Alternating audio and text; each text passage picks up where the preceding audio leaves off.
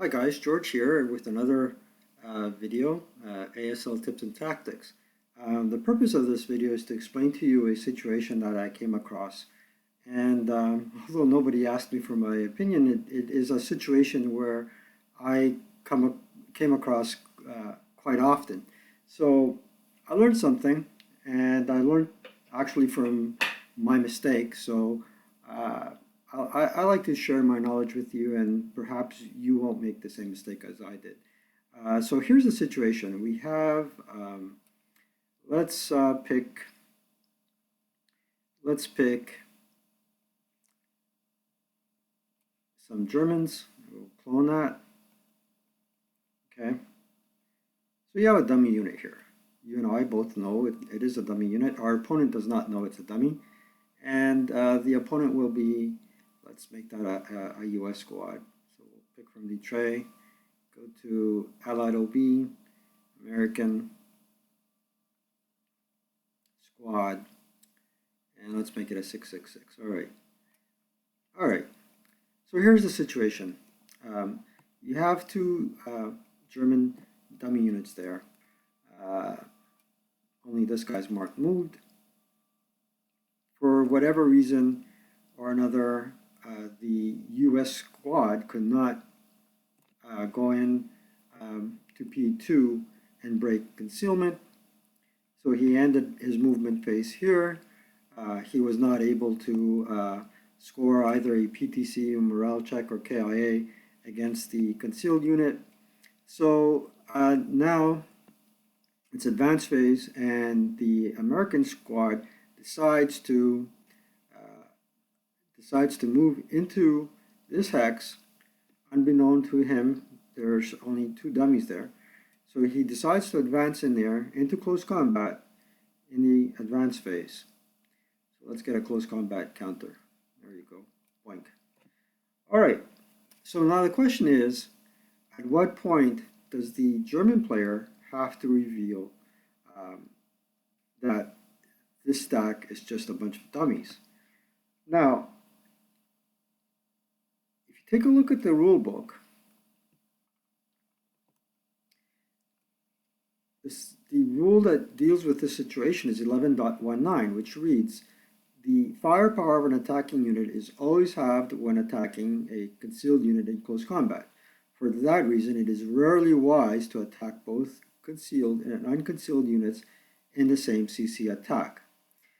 Even though concealed, a unit in CC must reveal its strength factors prior to both sides' declaration of CC attacks in that location.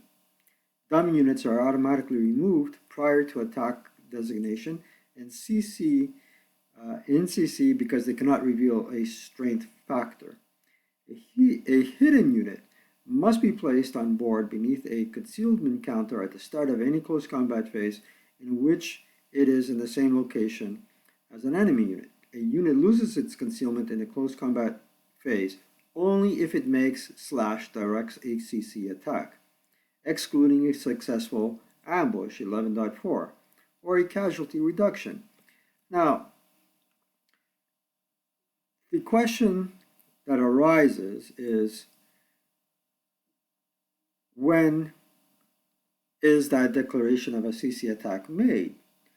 Typically, common sense dictates that that attack is only declared after the ambush roll.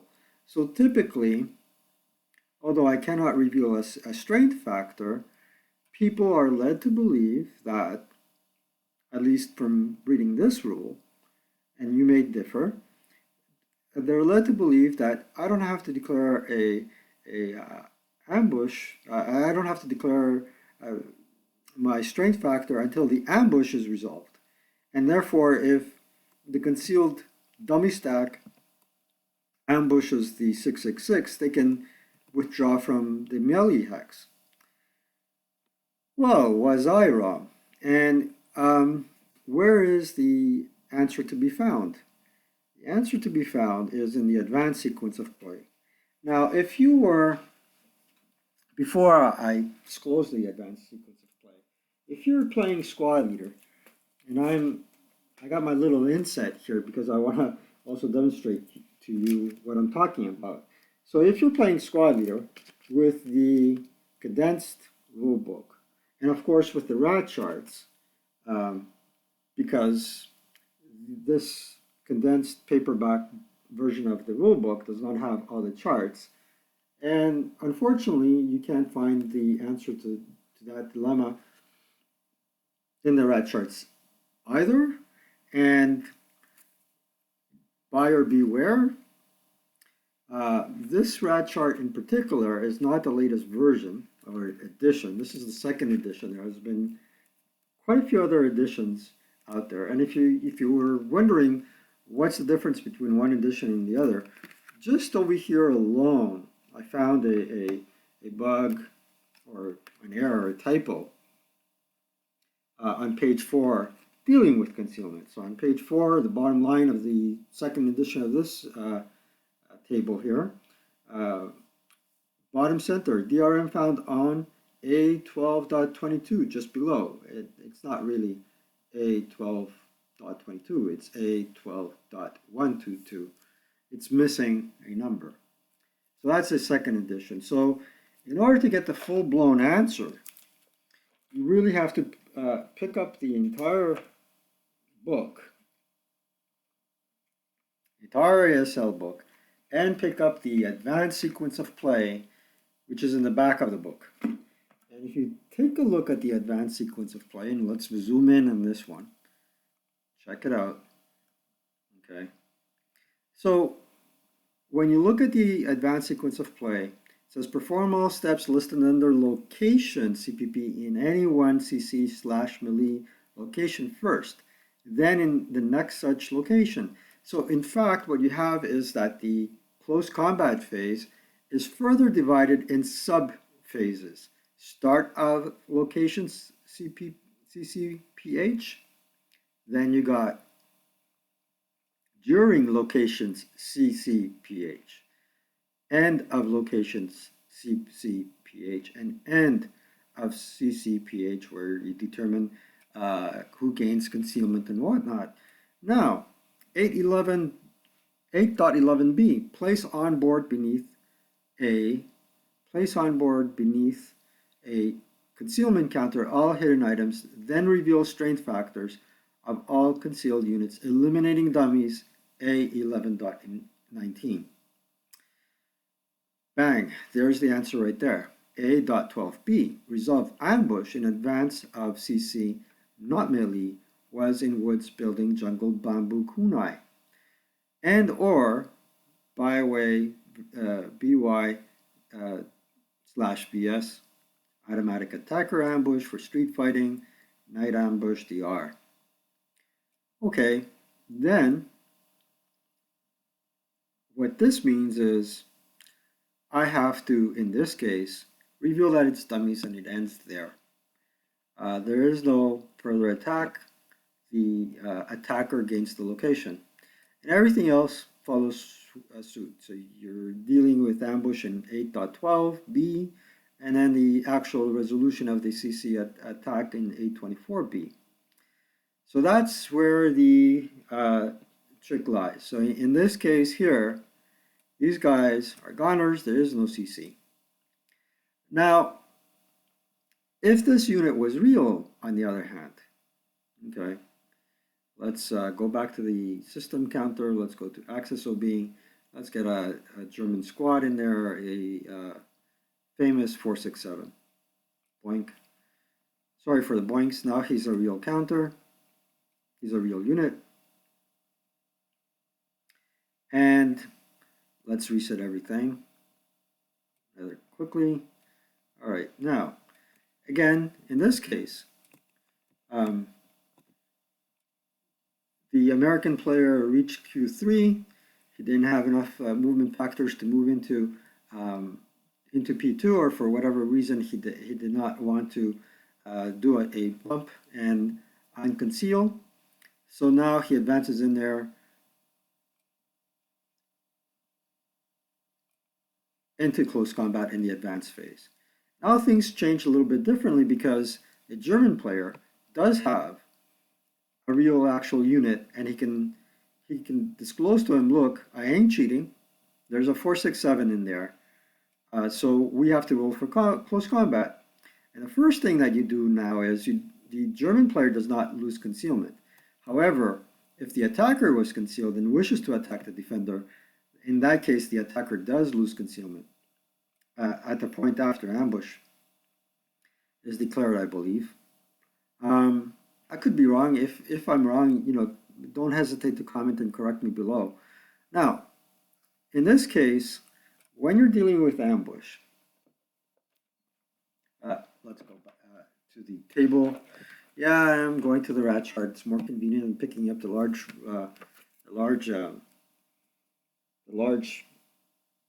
charts. And I wish MFP did something about this in terms of getting their own official condensed table that kind of is more easier to use than this. However, I'm not a coward. I'm not complaining. So now we got to resolve for ambush. We got to see if there are any factors involved. Is there any leadership modifier? CX, broken, pinned, lax, berserk, buttoned up, attacker, cavalry, stealthy, concealed. Now you are going up against the concealed unit. So the concealed unit gets a -2 to their die roll. The American player rolls first for ambush. He's the attacking phasing player. So let's roll for ambush. Rolls a 2. That's a good number. Now the German player rolls a 5. 5 minus 2 is 3. 3 minus 2 is less than or equal to 3. So there's no ambush. All right. Now the German player, after the phasing attacking player announces that he will attack, but went in there, so why not? It would be normally a 3-2, and so a 3-2 and a 1-2 for the German player, if the German player so wishes to attack in return. Remember, now it's simultaneous, but there's no ambush. So the concealed player has something to think about. Okay, the attacker should be worried because if the German player chooses not to attack, he keeps concealment, and he's attacking. The German player is defending at full firepower, but now if the German player chooses not to attack and retain concealment, the 666 is attacking at half firepower, 3-4. So he does not have that 3-2 advantage. So that's how it close combat works in this particular situation. I hope I was clear. I hope I never haven't misled anybody, and I have misled anybody. I do apologize. Of course, if you have any comments, please feel free to comment below. The other item that I'd like to point out to you is that let's reverse roles here.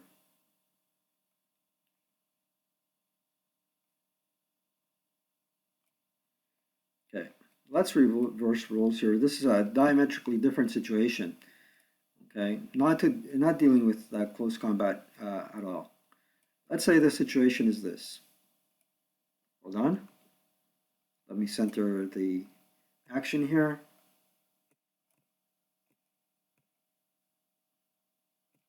Remove all moves. Okay, he's not concealed. However, in this case, he will be concealed. Okay. Now, let's say the situation is as follows. The German player managed to advance into this hex. He did not choose to go into close combat with the concealed unit because he didn't want to risk any ambush. For whatever reason, he did not enter that hex. He does have a +1 DRM because he's in a shell hole, and the phasing player is now the American player, and it's the American player's prep bar phase. should should the U.S. player remove concealment and prep fire against Mr. 467? He has two choices. He can remove, actually three choices. Yeah, he can remove concealment and fire in the prep fire phase. He can skulk and assault move behind the wall, in which case he will have to claim mandatory wall advantage because there's no in hex 10, and this fellow will not have lost to him. Or the other thing he can do is, all right, dude, I'm going to declare up fire. So yeah, so let's say, actually for this example to work, let's say this guy was also concealed, okay? So instead of revealing himself and firing at 6 up 1, he can up fire, right? And give the onus on him to lose concealment before going in there. So now the German player has something to think about. If he removes concealment, he'll be firing at 4 up 2. And then in turn, this dude in advancing fire phase, he can fire at 12 up 1. So that's another thing you can consider in trying to strip concealment of units that move adjacent to you is do up fire. Of course, up fire means that automatically, I believe it, I could be wrong about this, but you up fire, you're considered to have prep fired, boom, you lose concealment. But at least you try to bait the concealed unit into losing concealment first. So that's my 2 cents for today. Of course, I welcome feedback. But again, gentlemen, let's keep it civil. Let's keep it on the level and no personal attacks, please. You know, it's a complicated game.